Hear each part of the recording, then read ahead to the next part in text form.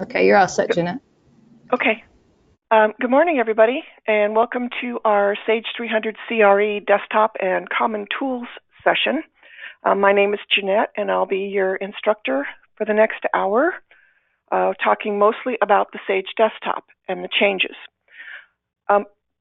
If you have not had a chance or you didn't see the link to the documentation for this session, if you take a look at the Go-To webinar panel, there is a link to a Word document. It's 43 pages. This is the document that we're going to be following today. So if you can, go ahead and get that printed out for yourself and for anybody else in your company that's joining the session. This will give you a place to follow along and also to take notes as we go through. All right, so what we're going to be talking about today, just a little overview here of our agenda. We're going to be looking at the Sage Desktop and how to make changes to the configuration. The Sage Desktop is new. It has a new version starting with 16.1 and going forward. So the things that we're going to talk about today, we're really going to focus on those, on three versions of the software, 16.1, 17.1, and the new 18.1. I'm also going to show you some workflow centers that are available in the desktop.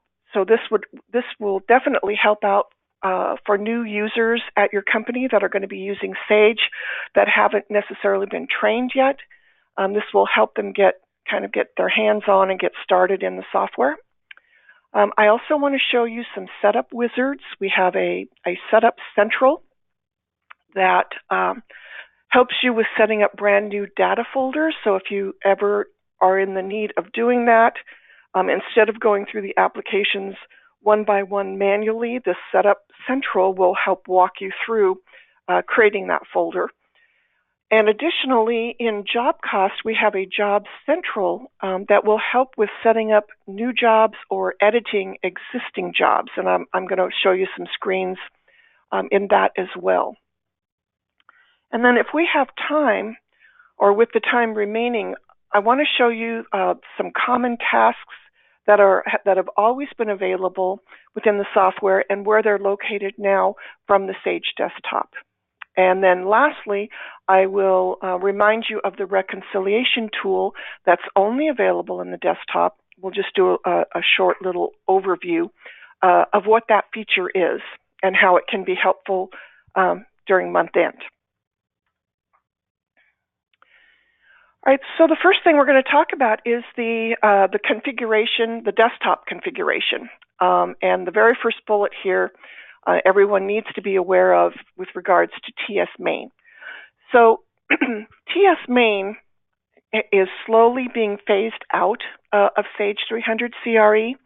It's still available from the desktop in 16.1. It's actually the very last item listed under the application panel on the Sage Desktop. But in 17.1, it's been removed from the application dropdown, but you actually still have access to it. And I'll show you once we get into the software for those of you that are on 17.1 that are missing TS main. When you do go forward to 18.1, that little shortcut will be gone. So I'm going to show you some options within the software to take its place if you're still, if you're old school like I am, have been on the software for a long time, and you miss it, I'll show you how to kind of work around that. Now, when you do go into the Sage software, the default, there's a default homepage that will come up for the Sage Desktop. I'm going to show you today, I'm going to demonstrate to you how to take that default homepage, copy it to a new name, and then go in and make changes to it to kind of customize it per user, which is what I would recommend, that for each person using the software, someone there or they can themselves go in and make a copy of that default and then go in and customize either web pages that they want to come up automatically or crystal reports that they would like. to be brought in automatically, or even crystal home pages that they would like displayed when they go into the software. Excuse me. So that's the first thing we're actually going to take a look at. I'm going to go ahead and switch over to the Sage desktop. Now, in your handout, this is on page 1. I do want to point out that the icon for the Sage desktop has changed. So if you look at the bottom of my screen, if you can see it, there is a green icon, and this is in the middle of your handout on page 1. Looks like a green and white. It's green and white, looks like a building. The icon used to be orange and green, so that's kind of a change. So if you are used to looking for the icon, the old, with the old, whatever you want to design, this is the new design. All right. So this is what you'll click on to bring up Sage, and it's going to bring up the default home web page, which is Sage City. So my recommendation here is that once this comes up, is that you go ahead and come up here to Options, and you click on Save Configuration As, and then on this window, you go ahead and give it a name, maybe the user's name, and then you click Save. So that saves you. You always have a copy of the default page from Sage, and then you have a customized desktop name for the individual user. And then you'll go ahead and click Save. And then once that is saved, you're going to come in with Options, and you're going to go to Desktop Settings, which is the screenshot on page 2. For the default desktop configuration, you're going to click the Browse button, and you're going to select the desktop configuration that you just created. So you'll highlight that, and then you'll click Open. And that brings up all of the settings on the screen will be from the default, and this is where you're going to do your customization. So in the default web page area here, you can pick any web page. You can give it a starting web page. Now, you might want to just go ahead and leave it at Sage City, which is the default web page. But if you have a company website, you can go ahead and put that in here in the web address. And when you launch Sage, it'll bring up your website as the home page. And then down below, if you would like to pull in an additional crystal report when you launch Sage, you can go ahead and click the Select button.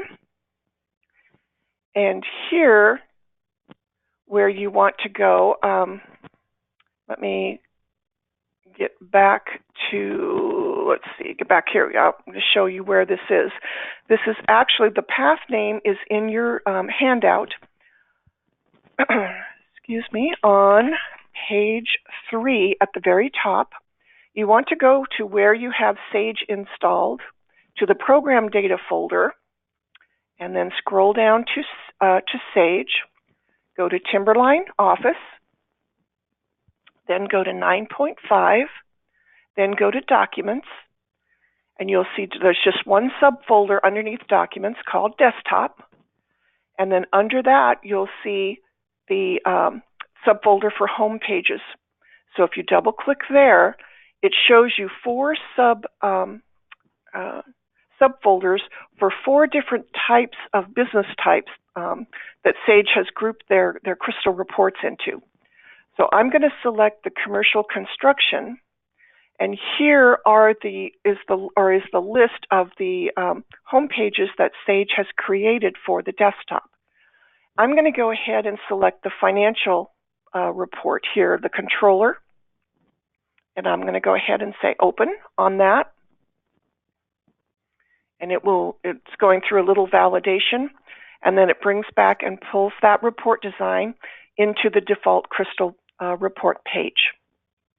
Now, this report doesn't automatically open when we go ahead and click the Save button. It has stored it in the configuration file.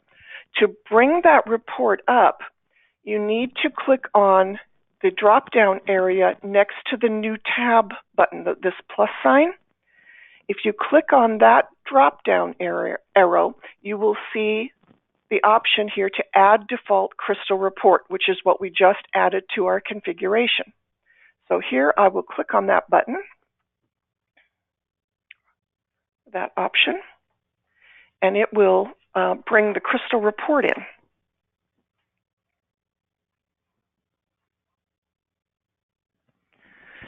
Now, when the window first comes up, there won't be any data displayed on the screen. So this is where a lot of people kind of get confused. They think, oh my gosh, the report is not working.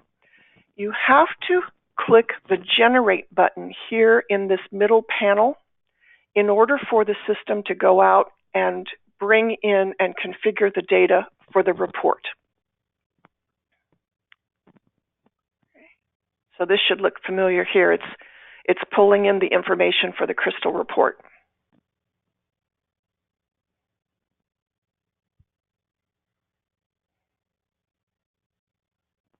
And depending on the size of your data, it will take a few minutes, but then it brings the report in. Okay. Now, a couple of things here to make this look a little bit cleaner.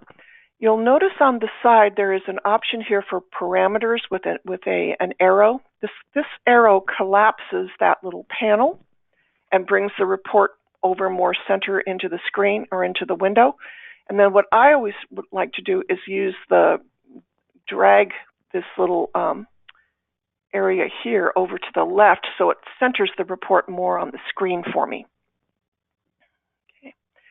So now I've got not only my website here on this tab, I've also got a crystal report on this tab.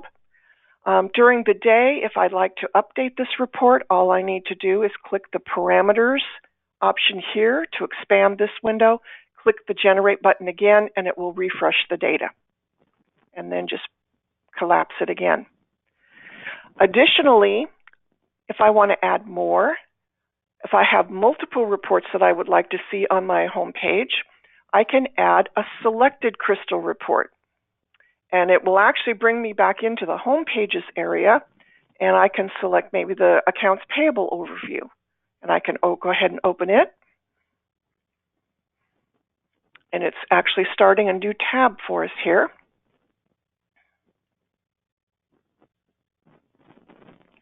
And again, no data is brought in until I click the Generate button at the top. And again, it goes through and it's bringing that information into the crystal report. And as soon as that's done and I see the report on the screen,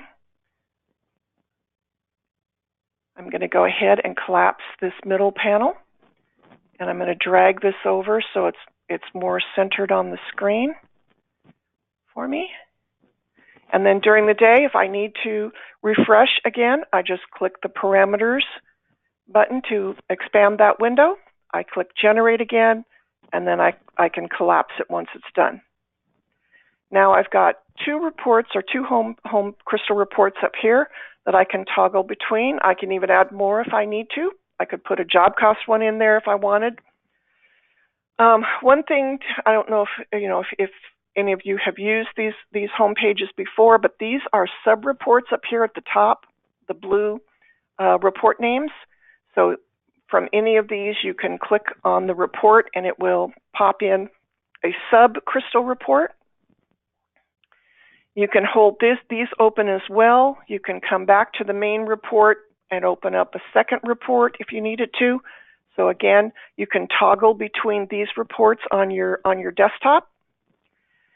If you need to close these windows, let me get this out of the way. Hold on a second. I've got my little panel in the way here. Collapse that. Right here in the corner, there is a little X. And so when you're on any of the tabs that are open down here at the bottom, you can click this little X and it will close the report. Oh, come on. Close your report. There we go. And then we can close this one. There we go. And we're back to the main report here.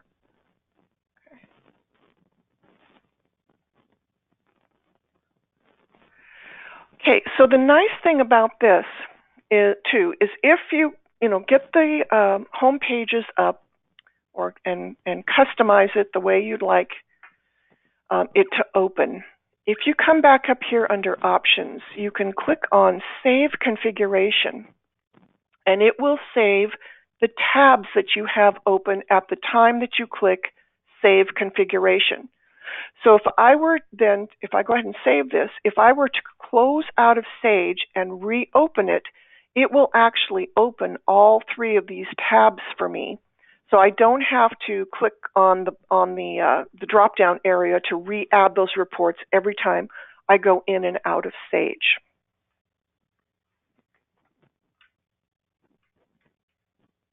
Okay. And this is at the top of page 4. It talks about using the Generate button to refresh these screens, and then talks about that you can have as many reports or websites open as you want, and if you want them to be redisplayed every time you open the desktop, just click Save. And again, each workstation can be configured. So I'm sure you've got employees at your company that do different types of things, during the day or as their job dictates.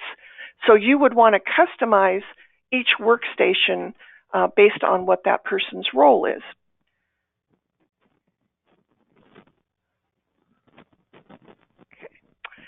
Now, the other thing I want to point out here, too, is what we're seeing over here on the left-hand side. Notice that Applications has a green bar underneath of it. When you first open up Sage, the only thing that you're going to see is the Sage City, this window right here. And it actually covers the whole screen. To get the applications to display, you just click on Applications, and it shows you the list of applications that you have installed on your system. Now, what I don't have in your document is how you can also use the Favorites option. So if we take a look at this feature right here, this has got some web resources here listed. You can customize this area and only pull in the tasks or the setup options that an individual user might be doing. So how you control that is you come in here under Options and you come down to Manage Favorites. And all you need to do here is over here under the Favorites area.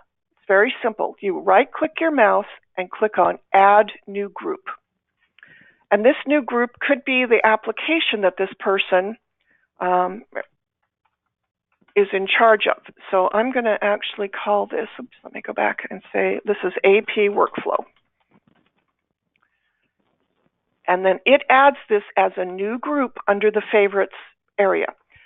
Then I'm going to click on the application that I want to add from, and it opens up all the options I have available within that application. And then I can click on Tasks, and maybe this person, what they do is they enter invoices. So all you do is click on the task or the setup option, and you drag it over, and you hover over the grouping that this task belongs in. And you'll see here that it adds it right there. And then you save it, and this shows up in the panel then on the left. And I'm going to collapse the web stuff here. And then all you have to do is just click on that option, and it brings it up. So again, you can customize under the Favorites area what this particular employee or user is responsible for. You can add everything that you see under the AP application. You can add any of those options to this Favorites area. And then again, when you click the Save button under Options, Save Configuration, it saves this favorite list. And then when you go in and out of Sage, this is the panel that comes up on the left. Okay. Either that or you're highlighted under Applications, and that's what comes up on the left. So you've got a few options here on the desktop itself on the home page that you can work with. You can work with the configuration and options and pulling in either websites or home pages. You can have the applications listed on the left-hand side, or you can modify under the favorites area. You can pick and choose the things that you want to see under that favorites panel. Okay. Now, one of the other nice things about the desktop here is workflow centers. So there's a screenshot on page 4 in your handout. This workflow center is located under additional tools. There is a workflow center's introduction, and from this page right here, you can actually click on a workflow center, and it will bring up a window that will that looks. If we were to click on AP, it looks like the one on the top of page 5. Which I'm going to go back here and actually click on that. Okay. These are interactive screens that will actually pull in common workflow tasks or setup tasks that a user might be responsible for. So in accounts payable, what this workflow screen does, it allows them, instead of having to go into the full AP application, or if you haven't customized their favorite panel, they can, from here, they can go in, they can enter invoices, and it pulls up the enter invoice screen. They can enter their invoices in, finish, and then it brings them back here. They can keep doing that. They can run select invoices to pay, print checks, record manual checks, any of the common tasks that an AP clerk might do. There's also a list of common reports here on the side. And then if they need help with any of these tasks on this workflow center, these actually bring you into the help screens for that module, for that particular task. They've added additional tasks that they might be in charge of, like changing invoices or voiding checks, setting up vendors under the setup area. So let me close this one. We can also, there's other areas. We can click on the payroll. It brings up the payroll workflow. So they have two ways then to get to these workflow centers. They can do it from the welcome screen that kind of gives them an overview and shows them links to the different workflows, or from the additional tools window, they're broken out here as well. So if you wanted to, you could set the workflows up as a favorite and drag these workflows, the ones that they're responsible for, into that favorite and have those show separately.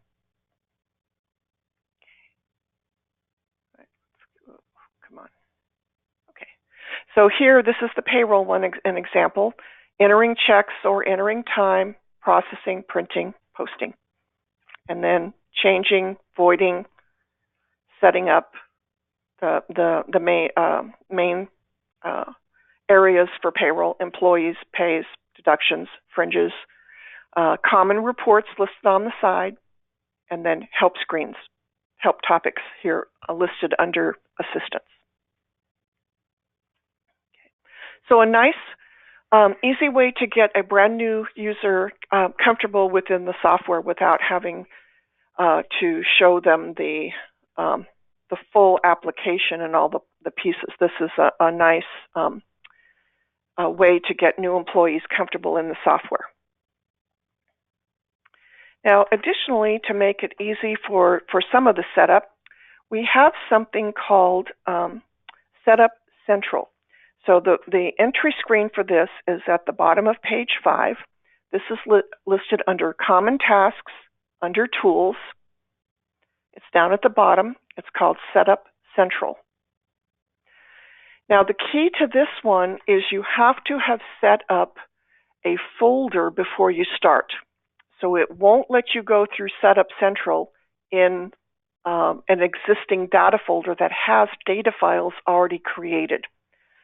So we're not going to actually go all the way through this. I've got some screenshots in your handout on page 5 and 6 that kind of walk you through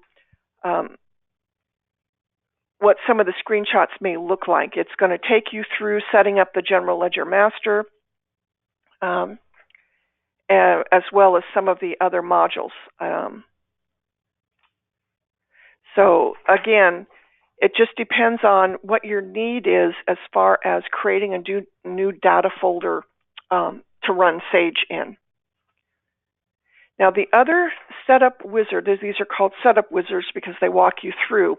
The other setup wizard that you may be more interested in is for job cost. Let me go ahead and close some of these windows here.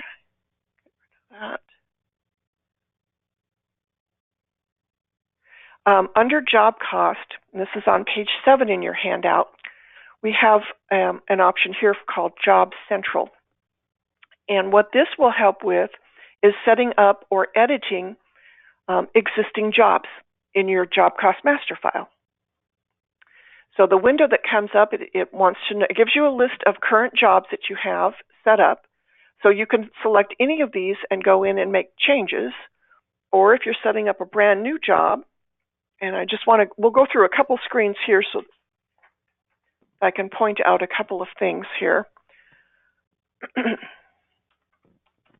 Okay. The first thing that, and I need you to write this in your book or your handout on page 7, you need to use the tab key to move from field to field. Enter will not move. So you need to use tab, and that will accept the value and take you down to the next field. Okay. So if I hit enter here, let's say in description, it's not going to go anywhere. I have to hit the tab key to get down to the address fields. So on this first window, you're just setting up static information about this new job. If you click on accounting defaults, here's where you will, if you're using prefixes in General Ledger, you'll select the prefix. If you've got cost account groups set up for different GL account numbers, base accounts, based on the type of job, this is where you'll select the A, B, or C. If you're using payroll and you need to use a workers' comp table, or you need to assign the state that the job is in, or the local, or whether it's certified or not, you'll go ahead and put values in these fields. For the billing information, you can select your customer. If you're using taxes, select your tax group. If this is a quick bill, select quick bill, or if it's progress bill, select the progress billing, and then go ahead and enter your some static information. Then again, retainage percent, what invoice design to use, and then what the contract ID is going to be. This is going to set this up for you over in the contracts module. Then you can go ahead to the schedule of values, and you are able to enter the contract items, a description, and then the contract amount. Now, the nice thing about this is that you can actually pull this information from an Excel spreadsheet. You can cut and paste into this grid. And it's the same down here with your cost estimates. You can cut and paste into a grid. Now, in order to get the cost estimate to work, you need to come over here to the job structure, back up here one, and you need to pull in the cost codes that are in the estimate. So you can select them one at a time. You can actually drag. I'm holding my shift key down. I can drag and then use the arrow to move it over. And then once that's done, if I come over here to cost estimate, then I can use a spreadsheet and I can pull in the values. I can cut and paste. So this is a quick and easy way, again, for new users of the software to get a job set up, or for those of you that have been on the system for a while, this could be a quick and easy way to get your estimate in without using Enter Estimate or having to manually import the estimate in. Either way, okay?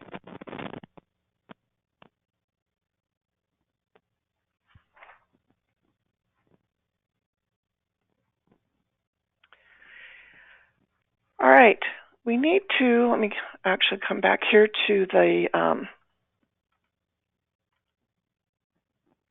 I want to talk here, we're going to get into some common tasks and actually accessing the applications. Let me come back here to the desktop.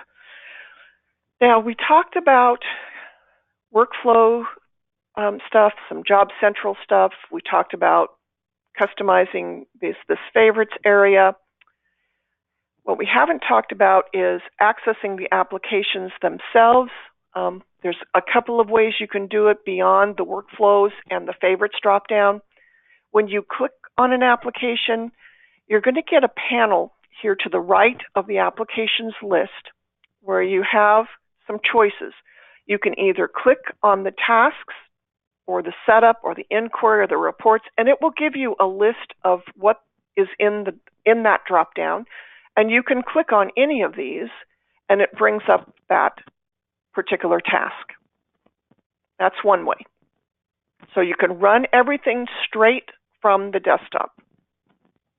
Your other option is to do this sort of the old-fashioned way, like with TS Main. At the very top of each panel on each application, there is an option to bring up the full application. And this is the same window that you would see if you were to run AP from TS Main. And it actually brings up, and at the bottom of your screen, you'll see the icon for that application. If I go back to the desktop, I can also open up as many of these as I want. I can open up job cost, and it'll pull job cost up, the full application, and I can minimize that, or I can go back to the Sage desktop, or I can go back to AP, so I can toggle between those applications. Now, again, in 16.1, there is a TS Main option at the very bottom on the Sage desktop, down here at the bottom. But you notice I'm on 17, and it's not there.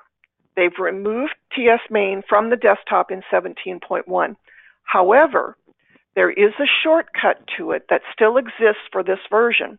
If you go out to the program files folder, the x86, and you go under Timberline Office, and you go to the shared folder, if you go down to the T's here, this used to be, the executable for this used to be ts.exe. It is now tn.exe.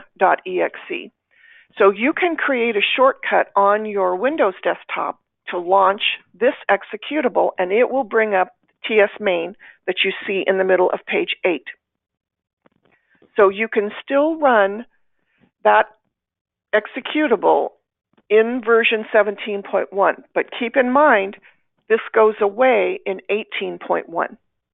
So I would recommend that you get used to running the Sage desktop, and that you open up, if you still want to run this the old way, you open up each of these applications, the full module, and then you can run that application exactly the way you used to run it.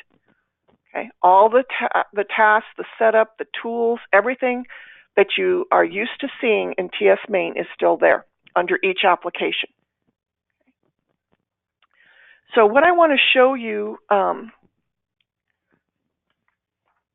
here, we're just going to highlight a few of these. I want to show you that all of the common tasks or tools are still there, and you can run these either way. You can either open up a full application or TS Main, or you can run this from inside the Sage desktop. So the first one we're going to look at is on page 9. So if you want to create a brand new company, under Options, you have a new company option right here. And this brings up the same window that you see if you were to go into an application or TS main and run File, New Company, which is it's on page 9, and then the screenshot for this is on page 10. So this works exactly the same. You enter the new company name or the new data folder name, and then when you hit enter, it will fill in the path name. And then if you're going to base this folder on the folder that you're in, this use current setup that's grayed out, leave that check mark there. And then you just click OK, and it will create the folder. It'll create the ts.ctl, which is the Sage control file for that folder. This is the file that tells Sage that this file belongs, or this folder belongs to the Sage software. Okay. And then once you do that, when you go to Options, Open Company, which is the same as File Open Company on page 11, that new data folder will be listed here in your list of companies. Okay.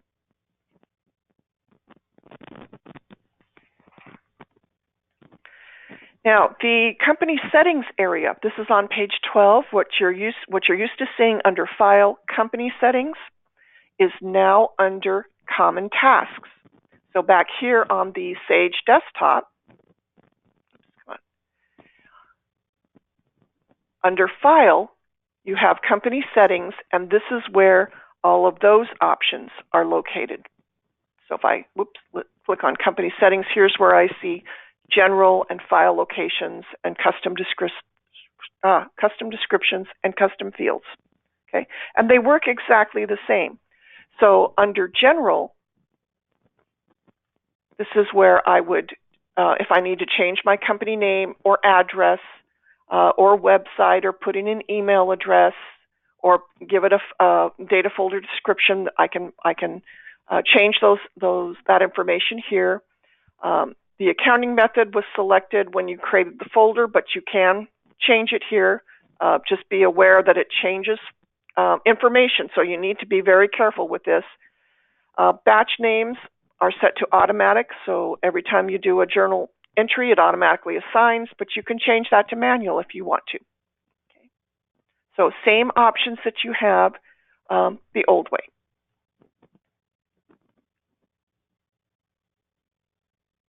Okay. Now also here, this is the file locations. This is the same options that you had under TS main or inside a data folder. You can turn on named files. If you're sharing data between folders, this is where you come in and give it the path name of where this particular data folder needs to look for any of these file types that are listed here. So the file types are in alphabetical order by application. So you just simply scroll down and find the file that you need to share or that you need to look for in another folder and put the path name here in the large area.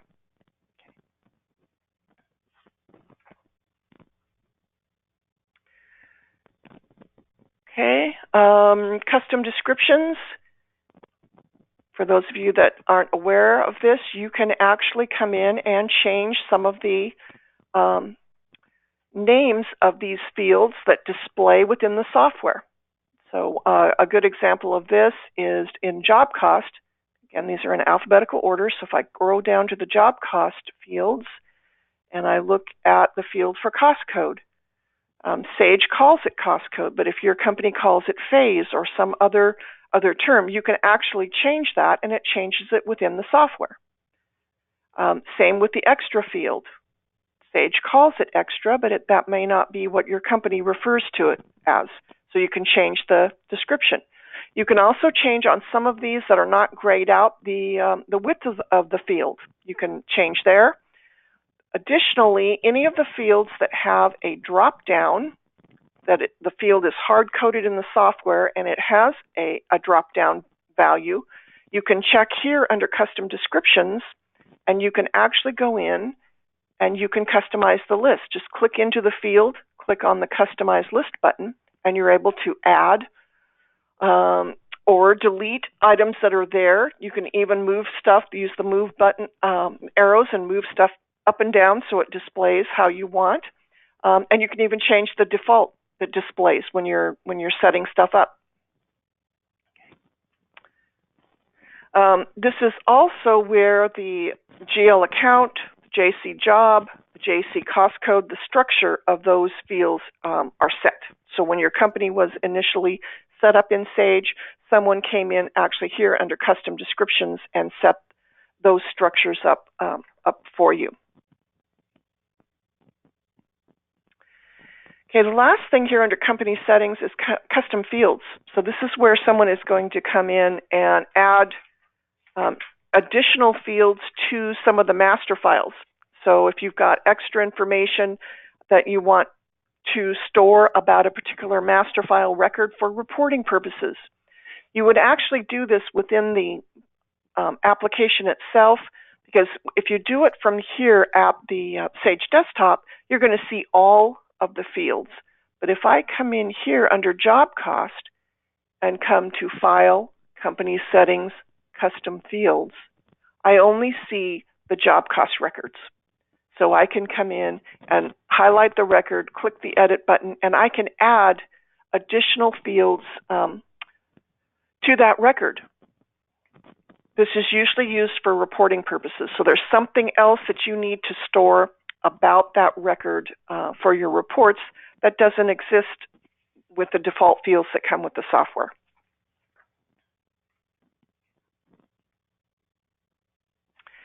Now there's some extra common tasks here. There's some send settings, send and send settings. These are your email options. I've never heard of anyone actually using common tasks or file send to send an email out of Sage. Usually you're doing it from a report design or a form that you're emailing.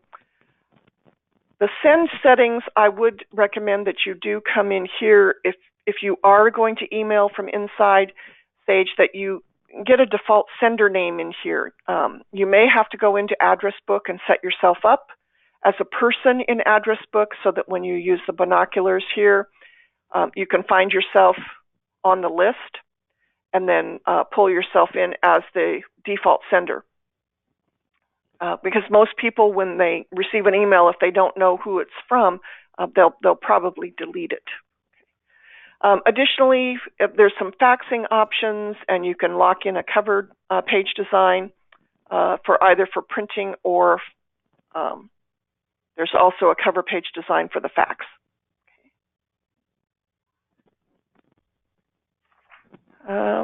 The other ones I want to point out, the printouts. We're going to talk about printouts when we get into the tools area. I'm sure you're all familiar with the printouts. You can run them from the Sage desktop or within each application. Okay, and then again, locking in your default printer. That's under printer setup. Okay, so I've got screenshots in your handout of all of those areas. Now, under tools, the upgrade files, this is only going to be available from the Sage desktop or TS main. So if you're not using TS main, or it's already gone from your system, when you get a new version of Sage, they'll give you a list of files that need to be upgraded. You'll need to do this from the Sage desktop. So under Common Tasks, under Tools, you'll run Upgrade Files. And here, you'll select either all, or you'll select the files that Sage is telling you that you need to upgrade. And then you just click the Start button, and it will go out and upgrade the data files to the version of the software that you're on. Now, for those of you that are not up to 17.1 yet, there's a page in your book on page 24 that talks about change registration. This is for changing your registration name and for adding uses of the modules to your system. If you are on 17.1 or above, activation codes are no longer used with those versions of the software. There is something called entitlement now, that when you install that version of the software, it actually looks out on a entitlement server of Sages, and it pulls in and sets up the number of uses for you automatically. So again, page 24 in your book is only valid for those of you that are on 16.1 or lower. Additionally, on page 25, notice that macros are not listed here under Tools. Macros, they're still there, but you have to run them from inside the application. So under the application, you would go to Tools, Macros, listed here, and you would add your tasks to the macro. The reason that it's not on the desktop is because the macro has to pull in specific application tasks, and those tasks are not on the Sage desktop. So you have to, again, you have to set your macros up inside an application, and then once it's there, you have to run the macro from inside an application. Because here on the Sage desktop, under Tools, macros are not listed. And I've got instructions for you on the macro setup on page 25, how to add the steps, and then how to run. Also on page 26, I've got the background task, a screenshot of it, and also a calculator on page 26. On page 27 in your handout, I talk about file tools. So you can run file tools from the Sage desktop, or you can run it from inside an individual application or from TS main. So one thing about file tools, you need to make sure that anybody that's making backups or copies of data for Sage is using this option, because it picks up all the pieces of the pervasive database. If your user goes out to Windows Explorer and tries to copy the file from the main data folder and only picks up that one piece, they haven't backed up any data. So using this option here, and then they can use the Add Files option, they can pick and choose which file they want to back up, and it'll open it up, and then when they hit the next button, they can tell it where to save the file, the backup file, and what to call it. Okay. And I've got screen-by-screen shots of that workflow in your handout all the way through page 31. It walks you through selecting the file. It's an example of doing an actual backup.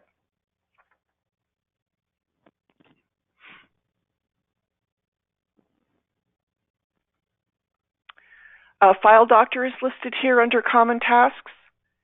If you run into an issue or an error on a file, we may ask you to run File Doctor. All you do is select the file that has the problem and click Start. Now, running it this way will do a check on the file, and it will tell you what's wrong with the file. And it may recommend that you run it again with the Fix and Compact Bad files checked. You need to make a backup of the file first before you do that, just in case. The other thing we recommend is that you fix and compact the file directly at the server, because it could be that the network is what's causing the corruption or the error, and by running it, the fix and compact over the network may compound the problem. So we recommend first run it without checking any boxes to get what the problem is, make a backup of the file, and then rerun the File Doctor, checking the box to fix and compact, but run it at the server. And then check your printout to see if it's resolved the issue, and then go back and run the task or the report or whatever it is that you're trying to run to see if that corrected the problem. Now there is on page 33 under Common Tasks or within an application or TS main, there's a system verification. This runs, you can run this at your workstation or at the server, and it will go through and just double check based on the system requirements for Sage to see if your system is okay to run the Sage software. It actually runs this when you do an install, but you can run it if you're having issues with a workstation or with the server. You can actually run it after the install to see if everything is still okay.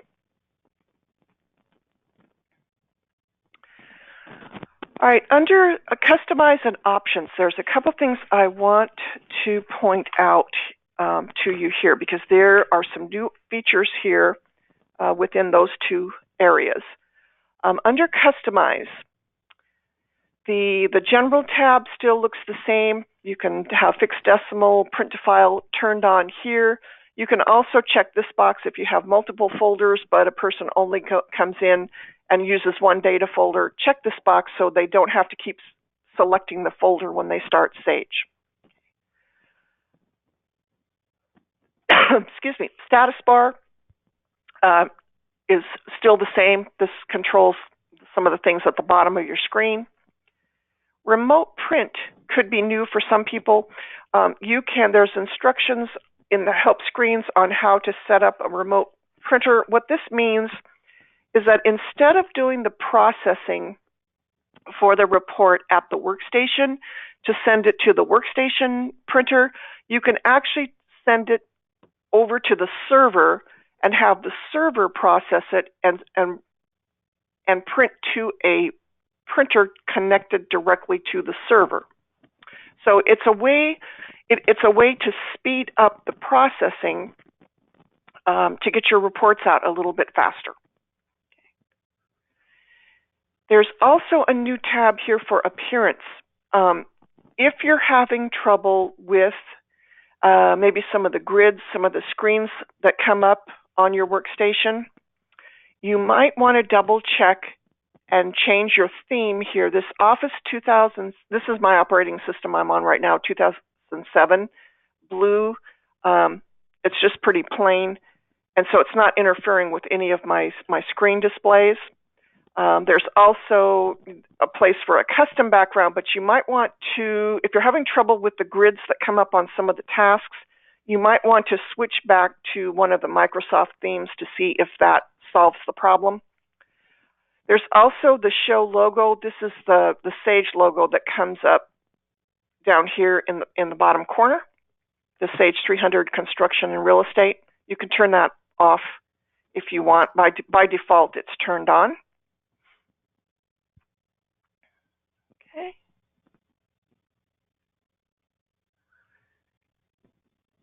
Okay, and the other thing under options that I want to show you, okay, this has stayed the same.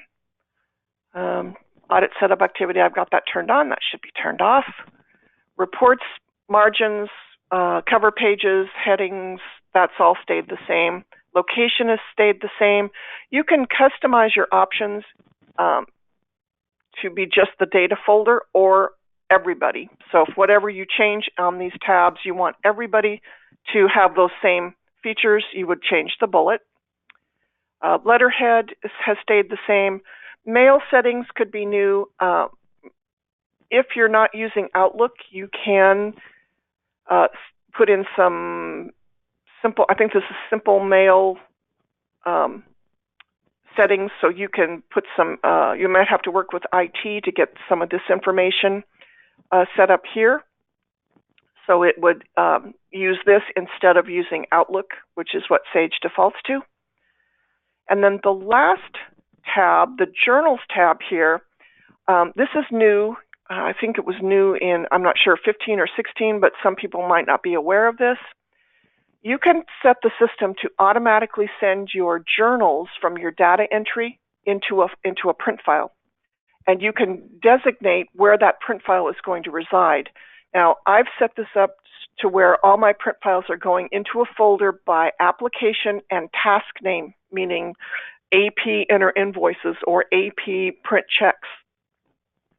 And then the name of the journal, I've set it to be my username and then month, day, year, and time, so that I can easily find this file when I go to Printouts.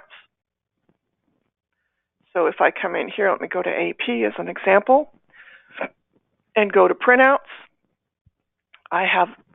It's created folders for me as I've been working in the software. So I've got a folder for each application, and then within those folders, I have subfolders for the tasks, and then it's creating files for me as I do my work. And so and it doesn't prompt me. So this stops the system from prompting you for a print file when you're doing normal workflow entry. Okay. And then if I need to see what that journal looks like, I can just open it up, and there it is. Okay. So if you don't have that turned on, I would recommend that you go ahead and do that. This is on page, the screenshot for that is on page 40 in your handout.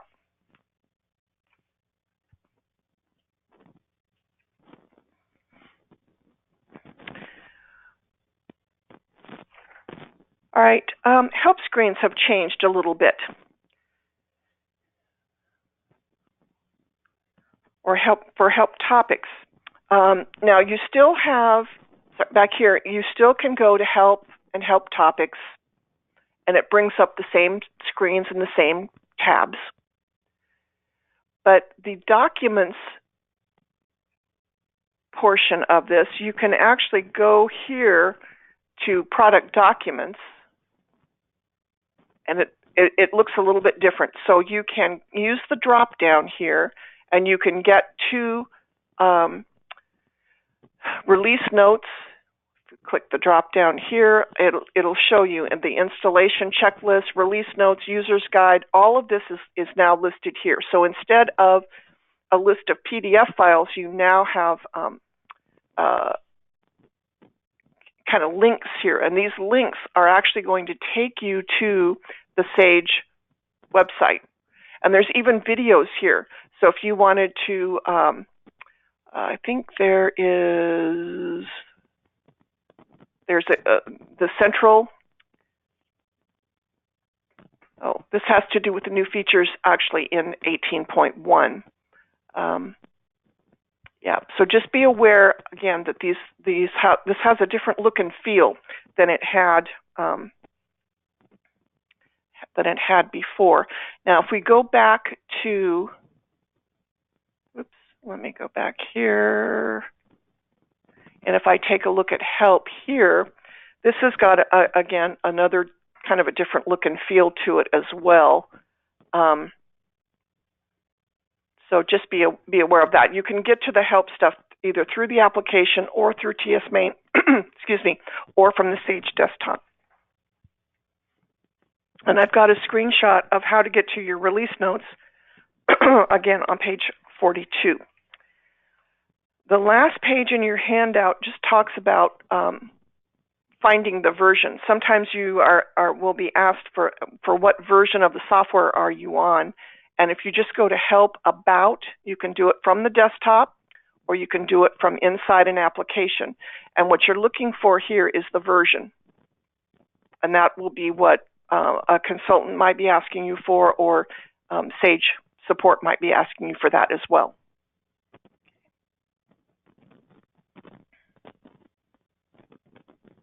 Okay. All right, the last thing I wanted to remind you about is under additional tools, and this is only from the Sage desktop. There is a reconciliation tool there that you can take a look at and either do a application by application reconciliation, or you can use a dashboard that will display some of the modules. It doesn't display them all. It only displays general ledger, AP, and cash management totals. But from there, you also have access to each individual application that you need to reconcile. So this would be, instead of doing it kind of the old-fashioned way of running aging reports and then financial statements to compare, you can actually run this reconciliation tool, and it will do the comparison for you automatically, and then step by step it walks you through what to do if you're out of balance and you're trying to find that out of balance amount.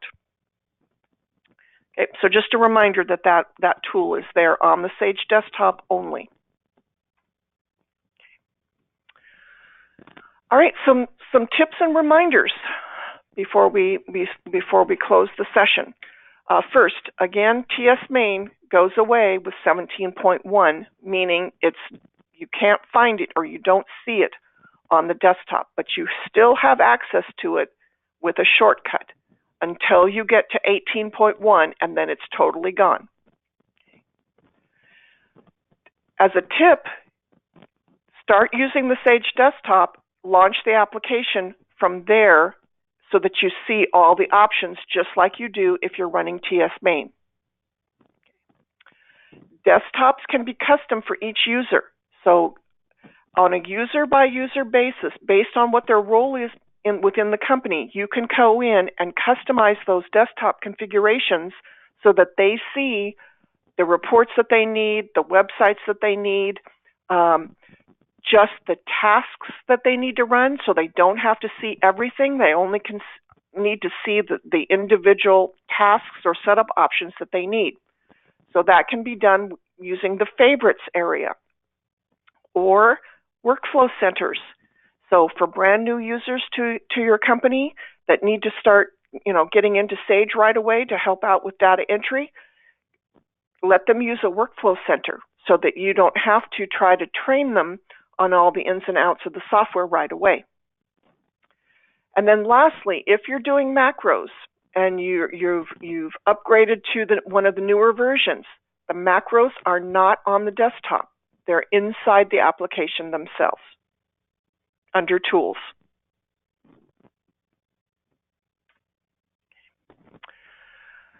Okay, so we're almost right on time. So Tina, if there's any questions from anybody within the chat, I can help with that now. Or if you guys want to email your questions into Tina, she can forward those to me, and I'll be happy to help you with any questions that you have on the desktop itself.